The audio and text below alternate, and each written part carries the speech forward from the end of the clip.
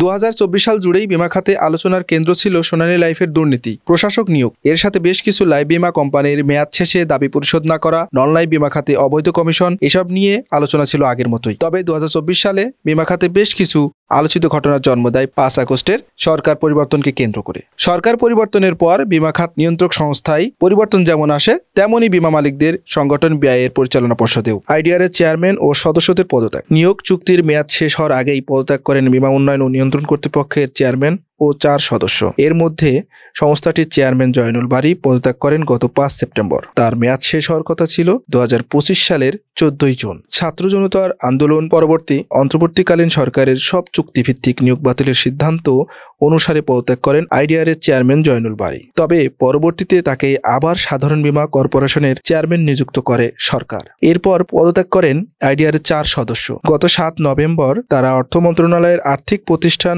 বিভাগে পদত্যাগপত্র দাখিল করেন। তারা হলেন বিশ্বজিৎ ভট্টাচার্য খোকন, প্রশাসন; মোহাম্মদ দলিল উদ্দিন আইন; মোহাম্মদ নজরুল ইসলাম নন লাইফ এবং কামরুল হাসান লাইফ। নতুন নেতৃত্বে আইডিআরে মোহাম্মদ জয়নুল বারী পদত্যাগের 4 দিনের মধ্যে গত 9 সেপ্টেম্বর আইডিআরের নতুন চেয়ারম্যান হিসাবে নিয়োগ পান সরকারের সাবেক সিনিয়র সচিব ডক্টর এম আসলাম আলম। এর 2.5 মাসে ব্যবধানে গত 2 ডিসেম্বর পৃথক 4টি প্রজ্ঞাপনে নিয়োগ দেওয়া হয় কর্তৃপক্ষের 4 সদস্য। নতুন সদস্যরা হলেন ফারিস্ট ইসলামী লাইফের মুখ্য নির্বাহী মোহাম্মদ আপেল মাহমুদ লাইফ; মেঘনা ইন্স্যুরেন্সের সাবেক মুখ্য নির্বাহী মোহাম্মদ আবু বকর সিদ্দিক নন লাইফ; সাবেক অতিরিক্ত সচিব মোহাম্মদ ফজলুল হক প্রশাসন এবং সাবেক সিনিয়র জেলা ও দায়রা জজ মিস তানজিনা ইসমাইল আইন। দীর্ঘ 14 বছর পর বিআইয়ের নেতৃত্বে পরিবর্তন। দীর্ঘ প্রায় 14 বছর পর পরিবর্তন এসেছে বিমা মালিকদের সংগঠন বাংলাদেশ ইন্স্যুরেন্স অ্যাসোসিয়েশন বিআইয়ের প্রেসিডেন্ট পদে। গত 21 অক্টোবর পদত্যাগ করেন সংগঠনটির কার্যনির্বাহী কমিটির সদস্য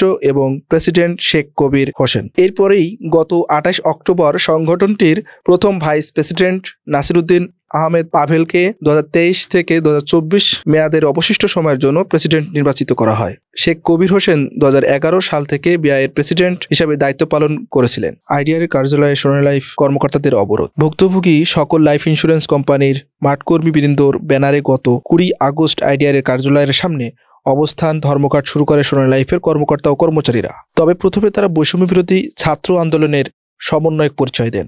সকাল থেকে এই কর্মসূচি শুরু হলেও বেলা 2:30টায় তারা সিঁড়ি দিয়ে উঠে আইডিআরের কার্যালয়ে প্রবেশ করে। অতর্কিত হামলা ও ভাঙচুর চালায়। তাদের হামলায় আহত হন আইডিআরের কর্মকর্তা শামসুল আলম ও নিরাপত্তা কর্মী জাহানুর রহমান। এ সময় তারা কর্তৃপক্ষের চেয়ারম্যান মোহাম্মদ জয়নুল বারী, 3 সদস্য এবং সকল কর্মকর্তা কর্মচারীকে অবরুদ্ধ করে রাখে। পরে রাত 1টায় সেনাবাহিনীর হস্তক্ষেপে 2 শর্তে সমঝোতা হয় এবং চেয়ারম্যান সহ কর্মকর্তা আইডিআরের কার্যালয় থেকে বেরিয়ে আসেন। উল্লেখ্য, 2023 সালের 31 ডিসেম্বর সোনালী লাইফের অর্থ আত্মসাতের অভিযোগ তদন্ত করতে নিরীক্ষক নিয়োগ দেয় বিমা খাতের নিয়ন্ত্রক সংস্থা আইডিআরে। নিরীক্ষা প্রতিষ্ঠানের ওই তদন্তে সোনালী লাইফের 187,84,15,966 টাকা আত্মসাতের প্রমাণ উঠে আসে। এছাড়াও সোনালী লাইফ ইন্স্যুরেন্সের তহবিল থেকে 353 কোটি টাকা তছরূপের তথ্য উঠে আসে আর্থিক গোয়েন্দা সংস্থা বিএফআইইউ এর পরিদর্শন প্রতিবেদনে। সলভেন্সি মার্জিন ও গ্রাহক সুরক্ষা গাইডলাইন জারি।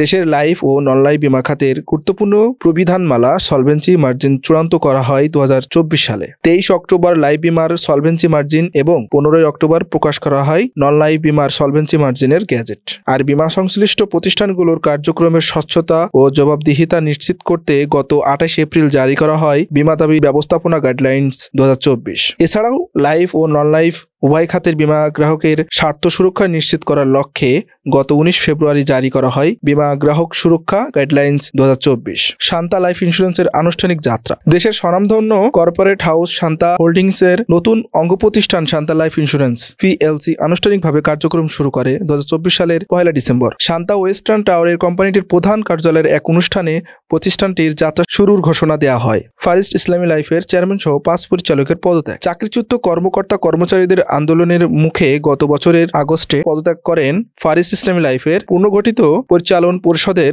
চেয়ারম্যান সহ 5 পরিচালক। এরা সবাই স্বাস্থ্যগত এবং ব্যক্তিগত কারণ দেখিয়ে পদত্যাগপত্র দাখিল করেন। এরপরই নতুন চেয়ারম্যান হিসেবে দায়িত্ব নেন মোহাম্মদ ফখরুল ইসলাম। কোম্পানিটির চেয়ারম্যান শেখ কবির হোসেন পদত্যাগ করেন 14 আগস্ট। স্বতন্ত্র পরিচালক মোজাম্মেল হক পদত্যাগ করেন 19 আগস্ট এবং অন্য 3 পরিচালক ডক্টর লাফিফা জামাল, ডক্টর মোহাম্মদ রফিকুল ইসলাম ও আরিফ খান পদত্যাগ করেন 19 আগস্ট একই দিনে। এরপরই ফারিস্ট ইসলামী লাইফের নতুন পরিচালক হন ডক্টর মোহাম্মদ মোকাদ্দেস হোসেন, নাজনীন হোসেন, মোহাম্মদ শামসুল হক, আলহাজ মোহাম্মদ হেলাল মিয়া, আয়েশা হুসনে জাহান, মুসলিমা শিরিন, মোর্শেদুল আলম চাকলাদার, শেখ মোহাম্মদ শোয়েব নাজির, মোহাম্মদ আমিনুল ইসলাম ও গোলাম আউলিয়া।